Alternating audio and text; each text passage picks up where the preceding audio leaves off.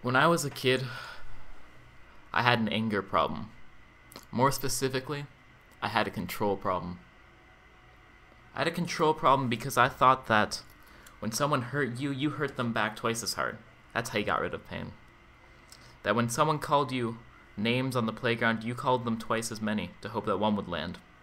That when you got shoved to the ground, you pushed back twice as hard when you got the chance.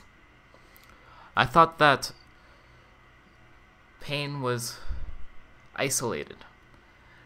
It always had a cause, and it was always caused by someone. In 5th grade, I learned the hard way that that's not true. In 5th grade, I entered the classroom, and the classroom was somber. The teachers were sad. We sat down on the carpet, waited for the daily announcements. And our teachers looked at us, and they said that Ezra's in the hospital. Ezra's not coming back. He might not be coming back. And I looked around and I was confused. How could he not come back? I felt a pain inside me that I didn't know how to deal with. There wasn't a cause. It wasn't the teacher's fault. I knew that. It wasn't Ezra's fault. He wouldn't hurt me. So with nothing to do, I looked inside trying to find that pain, but I couldn't. I searched and I searched and I searched and I couldn't find it. So I grabbed the shard of ice that was forming in my heart, and I carved into my mind 4 walls. One on each side, made of thick, thick ice. So thick you can't hear through it. So thick you can't see through it. So cold I couldn't move. And I sat there in my little prison, my little castle, and stared blankly at the world. Then the teachers offered us a bit of hope. They told us the story of a girl who traded 1,000 paper cranes for 1 wish. And so they gave us paper and they taught us how to fold dreams. They gave us paper and they taught us how to fold a life into reality.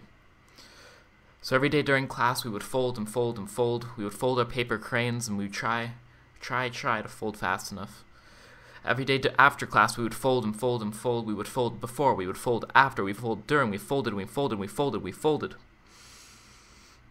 We folded 639 cranes. 639 cranes until the teachers looked at us with eyes that said we hadn't folded fast enough to save a life. So they took away our paper. We didn't have that dream anymore.